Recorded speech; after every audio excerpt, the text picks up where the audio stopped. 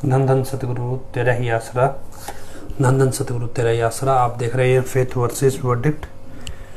मैं डॉक्टर मोहित इंसान, परम पूजनीय संत डॉक्टर गुरमीत राम रहीम सिंह जी इंसान के अनुयायी, उनकी सोच व सच्चाई इस प्रोग्राम के माध्यम से आप सभी लोग जानते हैं, समझते हैं व परखते हैं। तो आप सबका आज के इस लाइव डिस्कशन में बहुत बहुत स्वागत है जी। धन धन सतगुरु तेरा ही आसरा। सत्संगत जी, एज यूजुअल आपको खबर मिल गई होगी, हमें तो मिली है, बाकी कितनी सही है कितनी गलत है ये तो वक्त बताएगा। लेकिन खबर यही है कि जूता परेड शुरू हो गई है।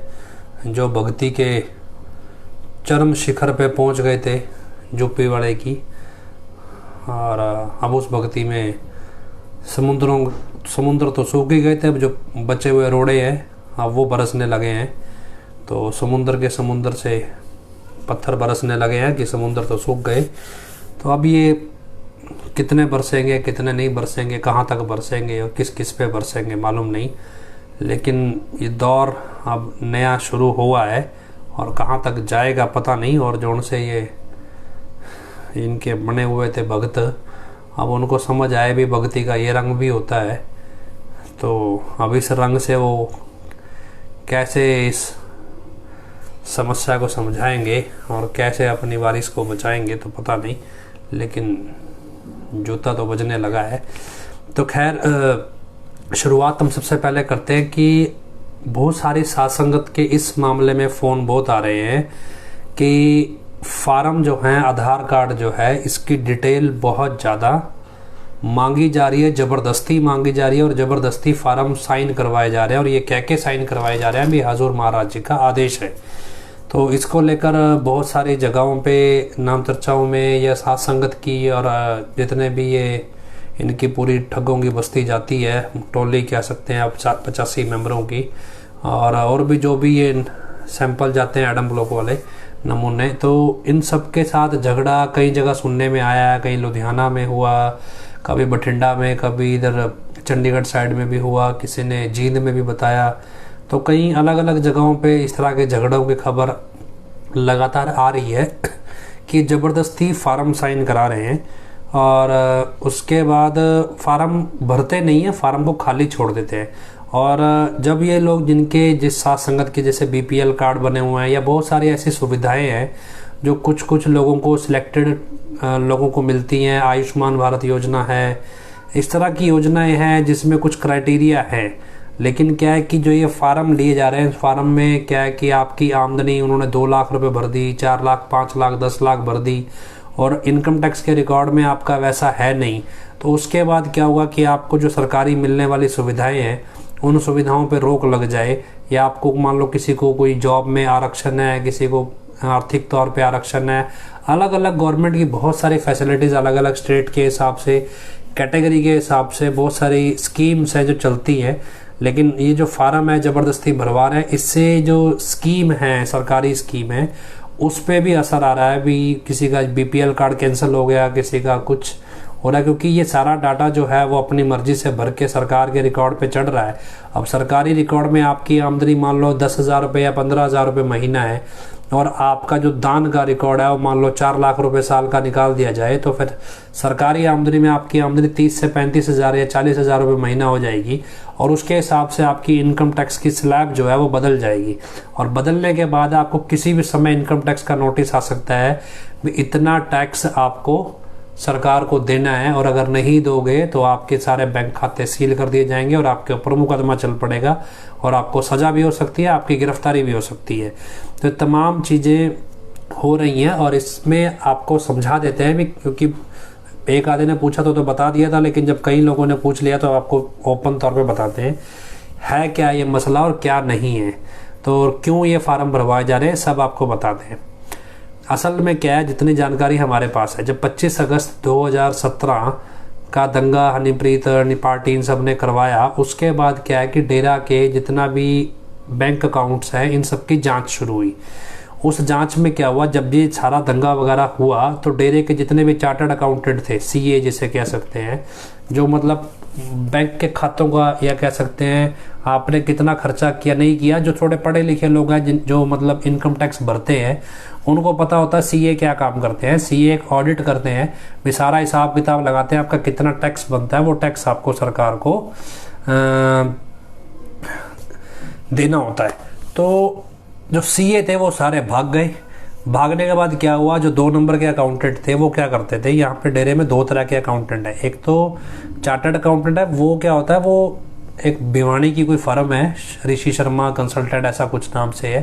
क्योंकि क्या होता है, ऑडिट जो होता है आपका इंडिपेंडेंट फर्म से होता है, वो आप उसको जॉब पे नहीं रख सकते ऑडिट करने वाले को, उसको आप हायर करते हो, भी हमारा ऑडिट कर दो, और वो सरकार की तरफ से उसके पास लाइसेंस होता है, वो आपका ऑडिट करके रिपोर्ट जमा करता है, इसलिए उसे न्यूट्रल रिपोर्ट माना जाता है। तो ऐसे भिवानी में कोई फर्म है, वो डेरे का ऑडिट करती है ऋषि शर्मा कंसल्टेंट के नाम से, इस तरह से नाम से करती आई है, और वो पिताजी के अकाउंट्स का सबका ऑडिट वही करती है, जो हमें सुनने में आया। बाकी हो सकता है और भी कोई फर्म हो, लेकिन डेरे में जो बोर्ड लगे हैं वो इसी फर्म के लगे हुए हैं। इसके अलावा डेरे के अंदर एक बहुत सारी अकाउंटेंट की फौज है, वो उसमें से कोई भी चार्टर्ड अकाउंटेंट नहीं है। उनका एक आधा 2 नंबर में मुखिया बना रखा है, जैसे जो कहने को तो वो दूसरी फर्म का है सीए, लेकिन एक तरह से इनको सपोर्टिव कह देते हैं। वो क्या करते हैं, भी 2 नंबर के अकाउंट बनाते हैं। एक तो बही खाते बनाते हैं ओरिजिनल जो सरकार को देने हैं, और एक वो जो एक्चुअल में हैं।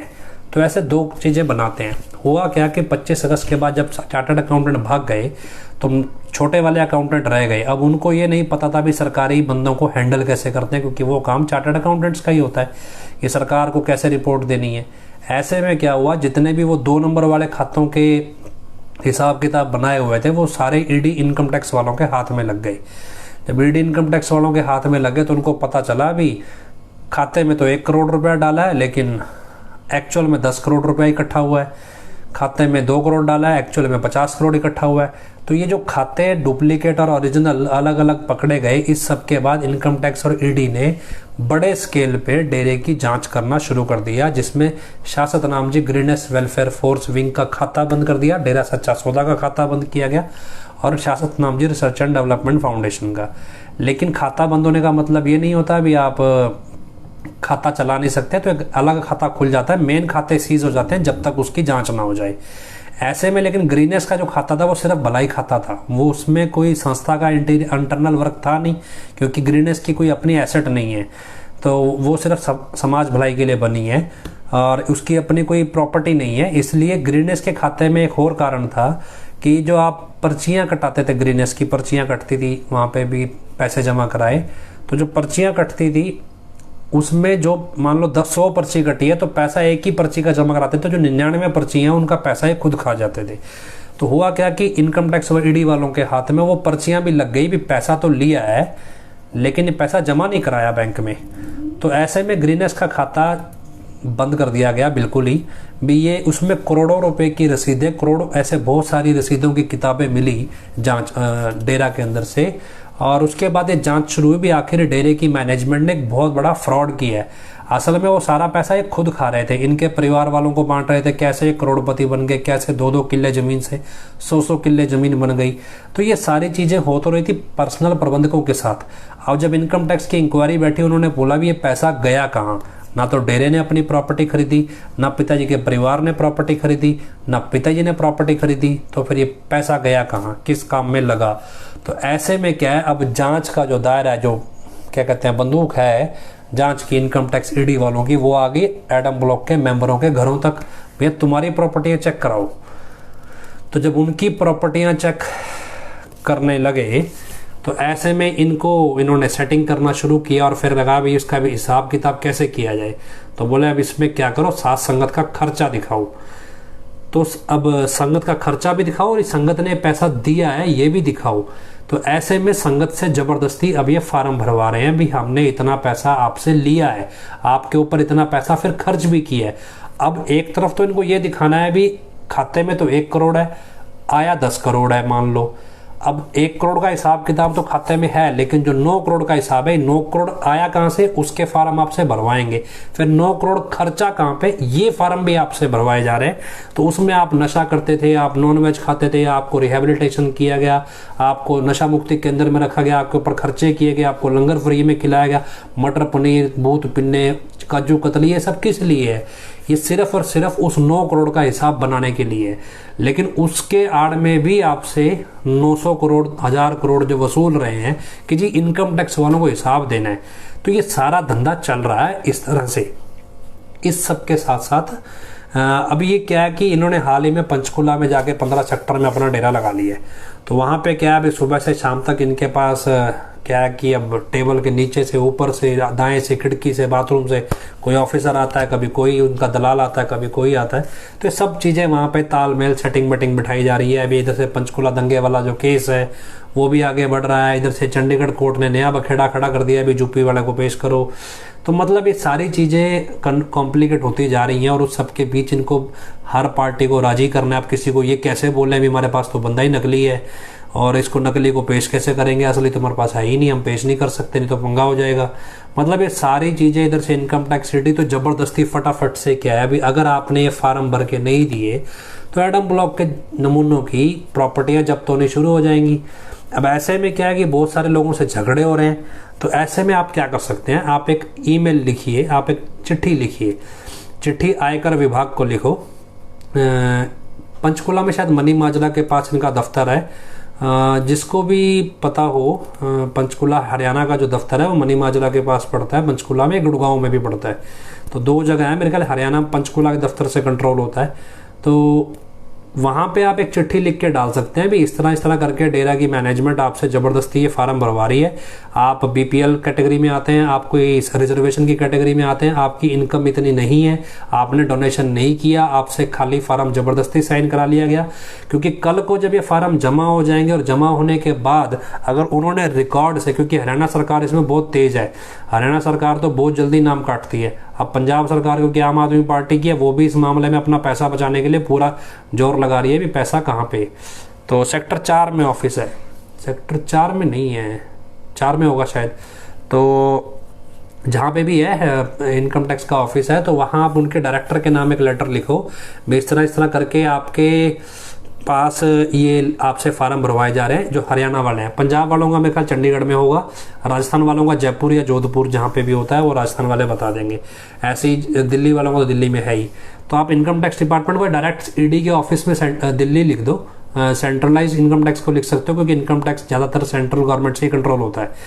तो आप उसमें लिखो भी इस तरह करके हमसे फार्म भरवाए जा रहे हैं, कल को हमारी कोई स्कीम ना कट जाए, हमने कोई ऐसा डोनेशन नहीं दिया, हमने कोई इस तरह से नशा मुक्ति अभियानों में हमने कोई भाग नहीं लिया, हमारे ऊपर डेरा ने स्पेशल कोई खर्चा नहीं किया है, और ये सब हमसे फार्म भरवा लिए गए, हमें बताया नहीं गया, हमें कुछ और कह के भरवा लिया गया है।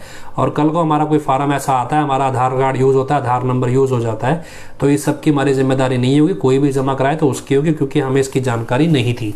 तो आप तमाम लोग ये लेटर जिन्होंने भी फार्म दिया है उनको बताइए, क्योंकि क्या अभी कुछ नहीं है, जब इकोनॉमिक क्राइसिस आ रहा है इस देश में, धीरे धीरे क्या है लोगों के पास पैसा कम हो रहा है, तो जो स्कीम वाले लोग हैं, फैसिलिटी वाले लोगों, सरकार पैसा कहाँ से बचाएगी? तो सबसे पहले जिनको फैसिलिटी मिल रही है और वो उस कैटेगरी में अगर नहीं आते तो उनको काट देगी। तो उनको चाहिए बहाना आप ही का साइन किया हुआ एफिडेविट, आपका साइन किया फार्म, आपके आधार कार्ड की कॉपी जो एडम ब्लॉक जमा कराएगा वही आपके खिलाफ इस्तेमाल हो सकती है। तो ये चीज़ आप सीरियसली लें इसको भी। कल को देखो हर तरह की स्कीम है, हर तरह के कैटेगरी में आता है, किसी को प्लॉट आसानी से मिल जाता है कि उसमें प्लॉट भरने की कैटेगरी होती है भी, आप हुड्डा के प्लॉट भर सकते हैं, या जो भी अर्बन स्टेट के प्लॉट्स आते हैं, इस तरह जो प्लॉट कटते हैं। प्रॉपर्टी में कईयों को टैक्स की छूट होती है, कि जो रजिस्ट्री में टैक्स की छूट होती है, जॉब रिजर्वेशन होता है, बीपीएल फैसिलिटीज़ में बहुत सारे गैस चूल्हा, गैस की, चीनी, अनाज,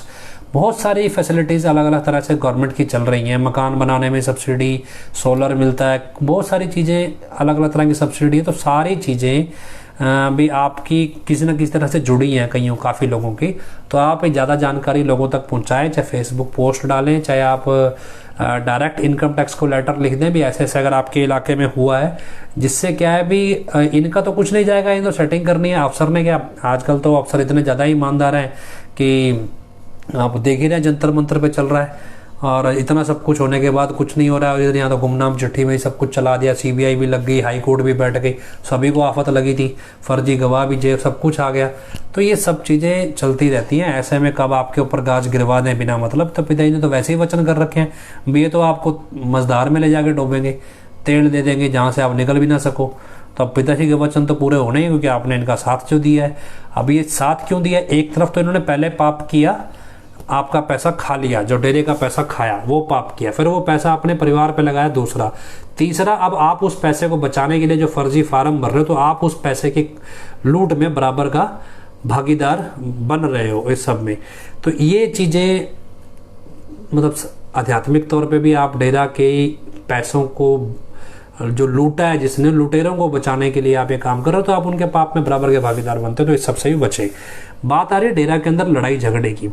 हाल ही में क्या है, डेरे में बहुत सारे तरीके से उथल पुथल मची हुई है, जो खास तौर पे सिरसा, जितनी जानकारी मुझे मिल रही है हमें, तो उथल पुथल क्या मची हुई है कि हाथापाई तक नौबत आ गई है। अब नौबत इस तरह से आ गई है, आए दिन लोग लड़ रहे हैं, और लड़ते लड़ते ये लड़ाई नीचे से लेके ऊपर तक के लेवल पे है, और इतना है कि लात थप्पड़ घुसे मुक्का सब चल रहा है। और हालत यह है कि कभी कभार तो पुलिस बुलानी पड़ जा रही है, और फिर पुलिस बुलानी पड़ती है तो जो लोग पकड़े जाते हैं, कोई किसी की कोई शिकायत लगा रहा है, कोई किसके खिलाफ प्लानिंग कर रहा है, कोई किसी के खिलाफ। अभी क्या है कि सारी प्लानिंग इस तरह से चल रही है भी राजनीतिक विंग अलग अपने ट्रैक पे चलना चाहता है, क्योंकि विंग तो हो गया डिसॉल्व। और मैंने आपको पिछली बार भी बताया था, कई सारे ग्रुप्स हैं, वो सारे ग्रुप्स धीरे धीरे डिसॉल्व हो रहे हैं, और सिर्फ एक ही ग्रुप सर्वाइव करना चाह रहा है। लेकिन जो बाकी ग्रुप्स हैं, अब उसमें सब में उथल पुथल मची है, तो हाथापाई की नौबत आमतौर पर आने लगी। ये आम ही चीज़ें हो रही हैं। नतीजा ये हो रहा है कि अभी ये हाथापाई की घटनाएं कई सुनने में आई हैं, जो हुई हैं, उसके बाद क्या है कि जो बाहर के ग्रुप्स हैं, इनकी पुलिस पॉलिटिक्स में अच्छी सेटिंग्स हैं। ये तरीके से क्या है कि पुलिस पॉलिटिक्स का इस्तेमाल कर रहे हैं उल्टे सीधे तरीकों से, अब अलग अलग लोगों को फंसाने में, इंटरनली आपस में। उसमें क्या, आए दिन पुलिस की कोई ना कोई इंक्वायरी आ रही है, कोई किसी को फंसा रहा है। तो नतीजा क्या हो रहा है, अब इनको लगता है कि पुराने जितने भी सेवादार हैं, किसी भी समितियों के प्रबंधक हैं, या समितियों के जिम्मेदार, या समितियों में जो पुराने सेवादार लगे, अब इन सबको उठा के बाहर फेंक दो। तो मतलब क्या है कि आप दुनियावी तौर पे कैसे समझें कि डेरा में मान लो अब 700 एकड़ ज़मीन है, तो अलग अलग समितियों के अलग अलग कैबिन मतलब एरियाज बटे हुए हैं। तो जहाँ वो समितियाँ चलती हैं, जैसे लंगर खाने वाली खिलाने वाली समिति, पानी वाली समिति, और दवाइयों वाली समिति होती है, पंडाल समिति होती है, पैरे वाली समिति होती है, तो इसके अलावा सामान समिति होती है, मोबाइल समिति होती है, और कैंटीन समिति, कैंटीन वाले होते हैं, और ट्रैफिक वाले होते हैं। ऐसे बहुत सारी समितियां, टेंट वाली समिति होती है। तो ये सारे समितियों वाले अलग अलग हैं, इन सबको अलग अलग एरिया, जिनके स्टोर रूम्स हैं, अलग अलग सब कुछ दिया हुआ है। तो उसमें क्या है कि पुराने समय से सेवादार रह रहे हैं, उनको एक्सपीरियंस है, सब कुछ है। इधर पैरेलल क्या है कि उस सब में एडम ब्लॉक ने क्या कर रखा है, सब ने अपने अपने गुर्गे बिठाए हुए हैं। किसी ने किसी एरिया पे कब्जा किया हुआ है, किसी ने किसी एरिया पे। भी ये हमारा एक तरह से गढ़ है, भी यहाँ से हमें कोई हिला नहीं सकता। और ये आमतौर पे प्रैक्टिस में भी होता है, भी कहीं भी कुछ भी हो तो जो पुराने लोग बैठे होते हैं वो क्या करते हैं, वो अचानक से सारा काम छोड़ देते हैं, जिससे सारा सिस्टम पैरालाइज हो जाए, मतलब रुक जाए, काम चले ही ना। और 29 अप्रैल में जो लंगर नहीं मिला 1/4 संगत को या 1/3 संगत को, वो एक एग्जाम्पल नमूना भी था, जिसमें अचानक से काम छोड़ दिया सबने और संगत के लिए लंगर ही नहीं बना। तो ये इंटरनल फाइट का एक नमूना जो है वो ये है कि धीरे धीरे सिस्टम को इस तरह से मतलब कसा जा रहा है। और उसमें क्या है कि पुराने सेवादारों को अब ये बोल दिया है भी आप डेरा से निकलो। लेकिन अब प्रॉब्लम क्या है उसमें, मान लो एक समिति है, आप मान लो चरणोमासी की समिति है, वो समिति में क्या बहुत सारे लेडीज़ हैं, उनके अंदर बहुत सारी लेडीज़ हैं, बहनें हैं, उन्होंने अलग अलग डिपार्टमेंट कब्जाए हुए हैं। अब उनको बोला भी तुम यहाँ से निकलो। अब प्रॉब्लम क्या है कि वो सारी जितनी भी लेडीज़ हैं वो सारी क्या हैं, या तो होमोसेक्सुअल हैं, या फिर तलाकशुदा हैं, या फिर उन्होंने शादियाँ कराई नहीं हैं, या फिर वो जैसे कहते हैं घर से झगड़ के आ गई हैं, इस तरह की लेडीज़ हैं। तो उसमें मिक्सअप ऐसा था कुछ अलग अलग। अब उनको क्या, ना तो वो घर जाने लायक हैं, ना वो डेरे में रहने लायक हैं, लेकिन अब ऐसे में खींचतान चल रही है। अब कौन किसके खिलाफ क्या प्लानिंग कर रहा है, ये छेड़खानी समिति, वो तो चरणोमासी की समिति है ही है। तो मतलब कौन क्या प्लानिंग कर रहा है। हालत ये हो रही है भी आए दिन झगड़े हो रहे हैं, कभी कोई पकड़ा जाता है, कभी कोई, कभी किसी को उठा के जी मुंबई भेज दो, यहाँ तो पुलिस इसको पकड़ लेगी। मुंबई डेरा इन्होंने अच्छा पकड़ रखा है कि मुंबई जाके छोड़ दो भी, वहाँ तो नहीं बचेगा कोई का जी। तो लड़की मतलब अभी क्या आमतौर पे सारी चीज़ें चल रही है, कोई किसी को किसी की लड़की के साथ पकड़वा देता है। अभी देखो जी लड़कीबाजी कर रहा है। लड़कीबाजी करना गुनाह नहीं है कानून में, लेकिन जब तक लड़की शिकायत ना कर दे। लेकिन अब डेरे के कानून में तो वो गुनाह है ही है, क्योंकि डेरे में तो पाप माना जाता है इस चीज़ को। पर वो तरीके से क्या है अभी एक दूसरे को चल रहा है सिस्टम में, उसमें क्या है अभी अब गिरोह से बन रहे हैं।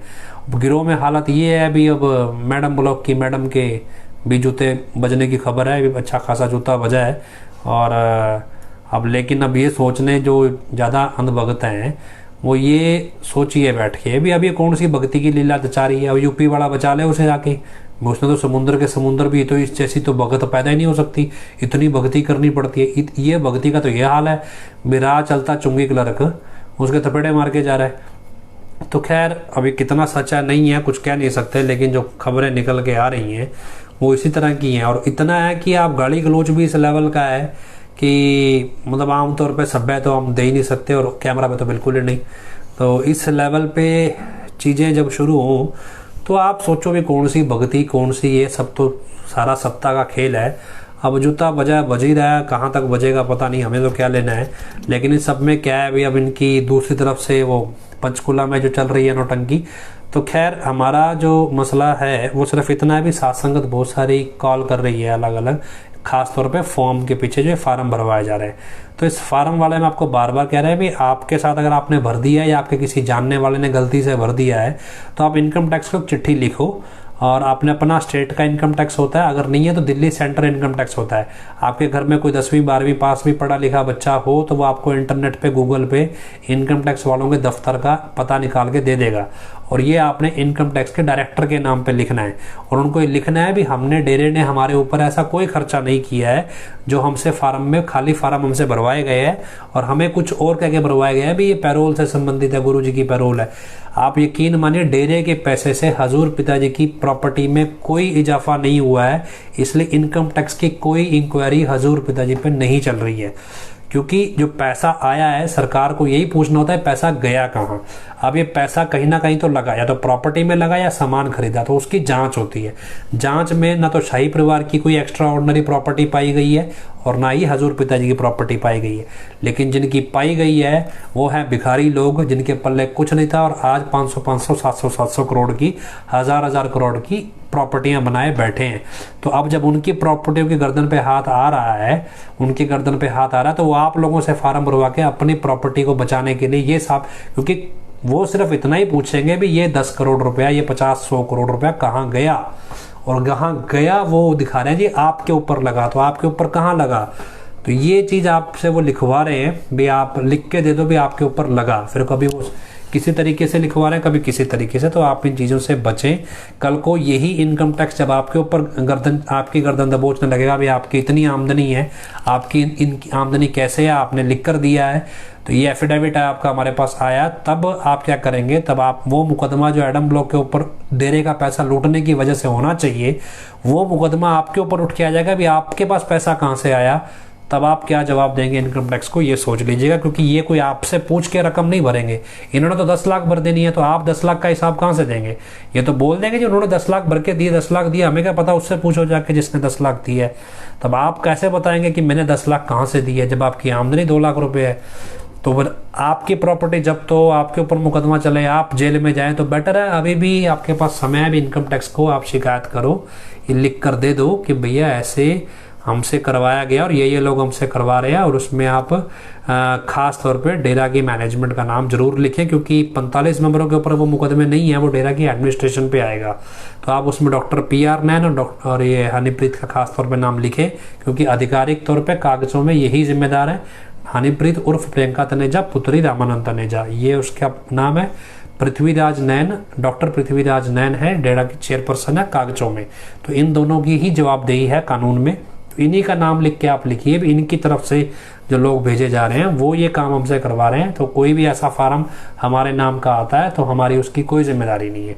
तो ये सब आप ज़रूर कर लीजिएगा। इसके अलावा कोई सवाल हो तो अब आप पूछ लें 1-2 मिनट।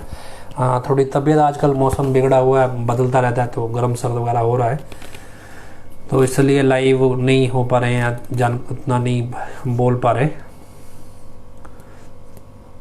तो अनु मदारी 45 मेंबर का नाम भी है, बिना दूध गाय बकरी का व्यापारी है। तो इतना तो नहीं जानकारी है अभी, तो वो क्या है, अभी सारे ही हैं। तो समुद्र खाली होगा तो रोडे तो सबके बजने हैं, वहाँ पत्थर ही हैं, वहाँ कौन से को हीरे मोती मिलने हैं।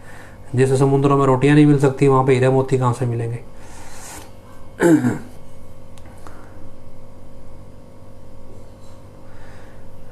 तो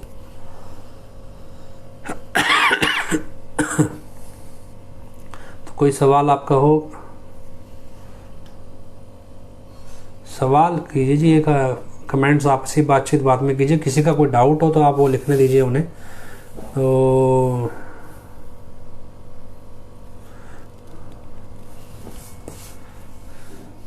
चलो, लगता है कोई ऐसा है नहीं है। तो जश्न ज़्यादा मनाया जा रहा है, जूते किसी के बचे, किसी को मजा आ रहा है। क्या पंचकूला के जिम्मेदारों के भी नाम आए हैं? देखो जी, मेरे पास कोई डॉक्यूमेंट नहीं है सही बताऊं तो वहाँ पे, लेकिन ये सारी चीज़ें जो चल रही हैं वो मैं आपको बता रहा हूँ, जो जो चीज़ें हो रही हैं।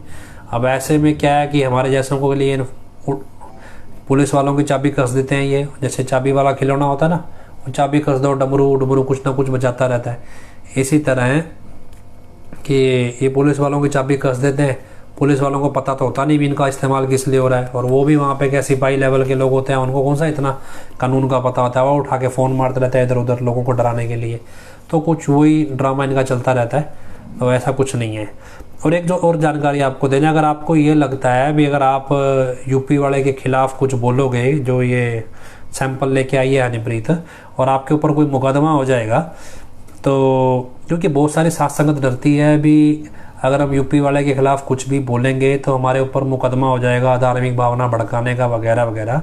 तो आपकी जानकारी के लिए बता दें भी हाई कोर्ट चंडीगढ़ ने, पंजाब हरियाणा में खास तौर पे हाई कोर्ट चंडीगढ़ ने एक आदेश पारित किया हुआ है इस मसले को लेकर। और उस आदेश में ये लिखा हुआ है भी डेरा जो है वो ना तो कोई धर्म है, और डेरा किसी धर्म को प्रस्तुत नहीं करता, किसी जात को प्रस्तुत नहीं करता। जबकि जो एक कानून है ये एक पर्टिकुलर धर्म और पर्टिकुलर जाति के लिए ही बना है, पर्टिकुलर क्लास के लिए, मतलब एक कम्युनिटी, एक समुदाय के लिए। मान लो कोई जाट समुदाय है या ऐसे किसी समुदाय के लिए, तो डेरा ना तो किसी समुदाय को प्रस्तुत करता है और ना ही किसी एक धर्म को प्रस्तुत करता है। इसलिए डेरा के मसले में 295 जो ये धार्मिक भावना भड़काने का मुकदमा है, ये दर्ज नहीं हो सकता। ये हाई कोर्ट का ऑर्डर है। तो जब ये हाई कोर्ट का ऑर्डर ही है तो कितना मर्जी पुलिस जोर लगाए, ये मुकदमा दर्ज नहीं हो सकता। तो हमें किसी वकील ने अवेलेबल करवाया ये ऑर्डर, तो हमें तो नहीं जानकारी थी, लेकिन उसमें लिखवाया है क्योंकि हरियाणा सरकार ने खुद ये लिख कर दिया हुआ है अपनी एक रिपोर्ट में भी डेरा किसी एक धर्म का नहीं है और डेरा किसी एक जाति का नहीं है और किसी एक समुदाय का नहीं है। ऐसे में अगर कोई इंसा जो है वो इंसा कोई रजिस्टर्ड समुदाय नहीं है। ऐसे में अगर डेरे का कोई ये कहे भी डेरे का बंदा खड़ा होकर जी मेरी धार्मिक भावना को ठेस पहुंचा दी, तो वो ये कैसे कहे भी डेरे का धर्म कौन सा है और डेरा कौन सी बिरादरी का है। तो इसलिए 295 धारा के अंदर इस तरह का मुकदमा दर्ज नहीं हो सकता। तो अगर आपको जमहूरिया यूपी वाले को कोई भी गाड़ी देनी है या कुछ भी बोलना है तो बेधड़क आप बोल सकते हैं, उसके ऊपर कानूनी तौर पे मुकदमा दर्ज नहीं हो सकता। वो तब तक नहीं हो सकता जब तक ये पुख्ता तौर पे साबित ना हो जाए भी ये असली नकली है या नहीं। और वो तभी हो सकता है जब यूपी वाला खुद अदालत में जाके खड़ा हो जाए, ये मुझे बदनाम कर रहे हैं, मेरा मुकदमा दर्ज करो, वो तभी हो सकता है। तो खैर, इसलिए आपको जानकारी इसलिए दे रहे हैं भी आए दिन ये कई बार कई संगत को थानों से फ़ोन कराते रहते हैं जी आप धार्मिक भावना भड़का रहे हो वगैरह वगैरह। तो ये हाई कोर्ट का ऑर्डर है हमारे खिलाफ। इन्होंने दो तीन दर्जनों जगह पर्चे दिए थे, उन दर्जनों जगह अब ये हाई कोर्ट का ऑर्डर ही हमने चलाया है। तो वो पुलिस वालों ने सारी जगह इंक्वायरी बंद कर दी है। उनको जब हाई कोर्ट का ऑर्डर दे दिया, उन्होंने बोला भी जब हाई कोर्ट का ही ऑर्डर है तो आप कोर्ट के ऑर्डर के खिलाफ कैसे पर्चा डाल दोगे। तो इसलिए आप इस चीज़ में बेफिक्र रहिए। अगर आपको कभी कुछ लिखना भी होता है इनके बारे में, जमहूरिया यूपी वाला के बारे में, तो आप बेधड़क होकर लिखिए। अगर आपको लगता है कोई पुलिस वाला आपको इस बात पे परेशान कर रहा है, भी आप धार्मिक भावना भड़का रहे हो इसको नकली कह के, तो उसको लेके हम आपको वो हाई कोर्ट का ऑर्डर उपलब्ध करा देंगे, जो हरियाणा सरकार ने भी अपनी रिपोर्ट में दिया है और हाई कोर्ट ने भी अपने ऑर्डर में लिखा है। तो दोनों चीज़ें आपको दे देंगे। हरियाणा पुलिस तो एटलीस्ट दर्ज नहीं कर सकती, एक आधा इन्होंने किया है, वो भी हमें पता नहीं था, वरना पहले दे देते।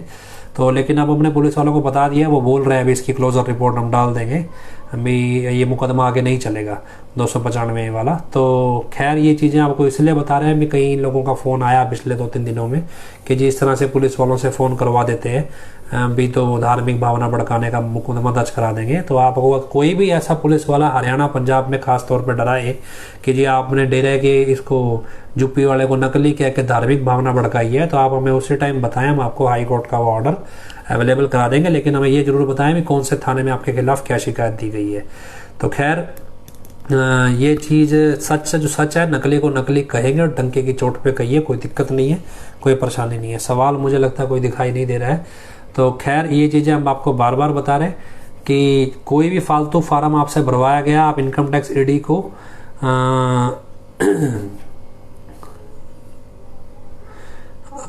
कहीं मैनेजमेंट ये ना कह दे कि हम जुपिटर चोर हुए।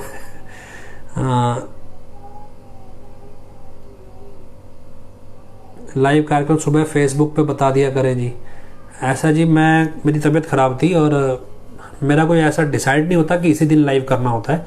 वो तो अचानक से कोई टॉपिक आ जाए, कोई बात आ जाए, कई 3-4 फ़ोन कॉल्स आ जाएं, परेशानी हो किसी संगत को किसी बात को लेके, कोई जानकारी ना मिल रही हो, तो ही हम प्लान करते हैं। कोई हमारा ऐसा नहीं है कि पहले हम एजेंडा प्लान करेंगे फिर हम आएंगे। तो हमें तो जो जानकारी संगत की तरफ से आती है, हमें लगता है भी ये जानकारी सार्वजनिक होनी चाहिए। अगर टेक्स्ट लिख के डालना होता है हम लिख के डाल देते हैं, ज़्यादा बड़ी जानकारी होती है, समझानी होती है, तो लाइव पे समझा देते हैं। तो खैर ये सारी चीज़ें जो भी हैं वो चल रही हैं। और इसके अलावा बहुत सी साध संगत ने सुमरन शुरू किया हुआ है, सुमरन कर रही है साध संगत अब नियम से, और आधा घंटा सुबह शाम, तो रात में 9 से 10 बजे के बीच आधा घंटा, और सुबह 3 से 3:30 बजे। अगर आप भी ये सुमरन कर रहे हैं, लगातार आप करते रहिए। अगर आपको नियमबद्ध होकर करना है तो एक ग्रुप बनाया हुआ है फेसबुक का, तो अगर आप उसमें जुड़ना चाहें, जो आप नियम से अगर करें तो उसमें हाजिरी मतलब बताना पड़ता है आपको कि आपने किया या नहीं किया, तो वो अगर आप करना चाहें तो उसमें जुड़ सकते हैं। लेकिन आप सुमरन कर रहे हैं तो करिए, नहीं कर रहे हैं तो वो शुरू कर सकते हैं, क्योंकि नियम अनुसार एक कोई संकल्प लेके, जैसे साध संगत मिलकर सुमरन करती है किसी संकल्प के साथ, तो संकल्प के साथ वो सुमरन कर रही है। तो बाकी फ़ोन नंबर आपको पेज पे दिया हुआ है, आप कांटेक्ट कर सकते हैं जो भी व्यक्ति ग्रुप में जुड़ना चाहे, जैसे भी। तो और कोई जानकारी, देखो कि ऐसा कोई सवाल तो नहीं है। तो खैर हम उम्मीद करते हैं, प्रार्थना करते हैं सच्चाई सामने आए, जल्दी से जल्दी आए और हजूर पिताजी हम सबके बीच हों। तो इसी आशा के साथ हजूर पिता के चरणों में नारा लगाते हैं, धन धन सतगुरु तेरा ही आसरा। आखिरी में अरदास बोलते हैं, धन धन सतगुरु तेरा ही आसरा। हे मालिक तुझे इलाज है, अब बहुत हो गया, तू दया में रहमत कर, तेरे प्यार मोहब्बत की राह में हमें कोई दुख तकलीफ़ ना आए, तो ऐसी रहमत बख्श, वह सबको सुमति दे। किस तरह से देनी है यह तो सब जानता है, जिसको जैसे देनी है वैसे दे, वो तेरी मर्जी। धन धन सतगुरु तेरा ही आसरा। साथ संगत जी, 2 चीज़ें और याद आ गई। एक तो ये कि हाल ही में अभी ये नई हवा बना रहे हैं जी, भंडारा करना है, पैसे चाहिए। पैसा भी बहुत सारी जगहों से लिया जा रहा है रेगुलर भंडारों के नाम पे, और हालांकि दिख ही रहा है आपको, देते तो कुछ है नहीं, खाते खाते ही हैं। और फिर आपसे फार्म मतलब पैसा भी आप ही से लेना है, फिर आपसे फार्म भी भरवा लेना है, भी आपके ऊपर पैसा खर्चा गया है। तो मतलब ये सारी चीज़ें चली रही हैं। इन सब के बीच कल को मान लो हमें जो जानकारी है भी, यूपी वाले को भी एक पैरोल मिलनी है। पैरोल तो उसने कौन सा जेल से आना है, वो तो मेकअप करके तैयार करके खड़ा करना है, पिताजी ने तो आना नहीं होता। तो वो सारा सरकारी 3-4 अफसर जो भी मिले हुए हैं सब कर रहे हैं काम, सरकार मिलके कर रही है। और सरकार किस लेवल तक कर सकती है तो ये तो आप अंदाज़ा लगा ही सकते हैं। अब द केरला स्टोरी नाम की एक फ़िल्म आई है, सोचो जो चीज़ हुई नहीं उसके ऊपर फिल्म भी बना दी, और फिल्म बनाने के बाद प्रधानमंत्री उस फिल्म के बारे में चुनाव में चर्चा भी कर रहा है। तो सोचो भाई, गप पेलने में तो सरकार, इससे बड़ी सरकार कोई है ही नहीं, और अत्याचारी और पाप करने में तो वैसे सत्ताधारी भारत के इतिहास में पैदा नहीं हुए, तो कलयुग चरम सीमा पे है ही। तो खैर, क्योंकि बहुत सारी आम जनता को तो आध्यात्मिक दुनिया की नॉलेज ही नहीं होती कि आध्यात्मिक दुनिया में पाप और पुण्य की परिभाषा क्या है। तो ऐसे यही तो कलयुग है जहाँ पे पाप पुण्य की परिभाषा ही नहीं पता होती और बड़े से बड़ा पाप इंसान आसानी से कर जाता है। ऐसे में इनको आखिरी पैरोल का करना है 30 दिन का, लेकिन वो आखिरी पैरोल इतनी सिंपल नहीं होगी, क्योंकि उसके बाद 2024 का चुनाव आने लगेगा और उससे पहले इनको यूपी वाले का ये प्रोपेगेंडा भी खत्म करना है, ये एजेंडा खत्म करना है, और इस सब का जो भी नौटंकी है इसको खत्म करना जरूरी है। ऐसे में संभव है भी ये यूपी वाले के साथ कोई वारदात दिखा के आपको उकसाने की कोशिश करें, यूपी वाले की तरफ से कोई वारदात किसी दूसरी कम्युनिटी के साथ प्लान भी कर ले। तो किसी भी स्तर की साजिश ये रच सकते हैं, क्योंकि इतना बड़ा झूठ है जहाँ पे मुख्यमंत्री से लेके तमाम जितने भी अधिकारी हैं जो इसमें शामिल हैं उनको देशद्रोह के केस में उम्र भर के लिए जेल में डाला जा सकता है, जिन्होंने इतना बड़ा किया धोखा। ऐसे में इनको यूपी वाले का कैरेक्टर बिल्डअप तो इन्होंने कर दिया, तो डिस्ट्रॉय करना भी ज़रूरी है। और डिस्ट्रॉय करने के लिए आपको कल को दिखाया जाए, देखो जी ये सब हुआ, ऐसा सब कुछ हुआ, तो इस सब में आपने उलझना नहीं है और सबको लेके सतर्क रहना है, क्योंकि ये नौटंकी सबको मालूम है, ऊपर से लेकर नीचे तक जो समझदार अफसर है सबको। लेकिन क्या है, उन सबका जोर ये लगा हुआ है विकास लोगों के दिमाग से ये निकल जाए भी ये नकली है, इसी सब में जोर लगाए हुए हैं। और हमारे पीछे भी वो इसीलिए पड़े हुए हैं भी ये नकली बोलना बंद कर दें और इस सब में जोर लगाए हुए हैं ताकि साजिश अंजाम दे दें। और उसके बाद क्योंकि 24 के चुनाव के अंदर पुलवामा जैसे मान लो फौजी मरवाए जा सकते हैं देश के, तो आम जनता मरवाने में कौन सी बड़ी तोप है। फौज का तो हालांकि सिस्टम हथियारों के साथ होता है, जब वो मरवाए जा सकते हैं तो आम जनता भी मरवाई जा सकती है। तो ऐसे में कुछ नहीं पता किस रूप में कब कौन सी साजिश आपके सामने आ जाए, तो सतर्क रहिएगा, कोशिश कीजिएगा डेरे जाना आप अवॉइड करें। अभी देखो, हमने आपको पहले कभी ये नहीं कहा अभी डेरे ना जाइए, लेकिन आपको ये स्पेशल इसलिए कह रहे हैं कि डेरे में हालात वैसे नहीं है इस समय। डेरे में आपसी हालात भी बिगड़े हुए हैं और साजिशें भी बहुत हद तक बहुत एक्सट्रीम लेवल की हैं, जहां पे कब किस तरह की घटना घटे कुछ कह नहीं सकते। तो आप कोशिश करें भी डेरे ना जाए, खास तौर पे अब जब तक ये सिस्टम 2024 का चुनाव नहीं हो जाता। अवॉइड करें, नहीं कर सकते वो आपकी इच्छा है, लेकिन हमारा सिर्फ सुझाव देना है। ऐसा नहीं है कि हम आपको कहते हैं आप पूजा पाठ या भक्ति या डेरे में दर्शन करने ना आए, आप रैंडमली आए, आप भीड़ का हिस्सा बन के ना आए, आप खुले दिनों में आके दर्शन करके चले जाएं, माथा टेक के जाना चले जाएं, पैसा तो यहाँ वैसे भी नहीं चढ़ता है। तो ये सब आप काम कर सकते हैं, लेकिन जैसे बड़े बड़े भंडारे इकट्ठे इन सब का हिस्सा ना बने, क्योंकि जो हमारे पास अलग अलग तरीके से जानकारियाँ आ रही हैं 24 के चुनाव से पहले कुछ भी ये कर सकते हैं। तो ऐसे में बच के रहिएगा, सावधान रहिएगा। हजूर पिताजी कहते हैं भी मस्त रहना और होशियार भी रहना है, तो होशियारी रखिएगा, मस्ती रखिए अपनी जगह। बाकी मस्ती तो यूपी वाले के चेलों को चढ़ी है, अपने को थोड़ी चढ़ी है जो समझदार है। तो बेवकूफ़ हैं जिनको मस्ती चढ़ी है, समुद्र के समुद्रों में से पत्थर नोच नोच के खा रहे हैं। तो खैर, स्वस्थ रहिए, सुरक्षित रहिए, समझदार बनिए। इजाज़त दीजिए। धन धन सतगुरु तेरे।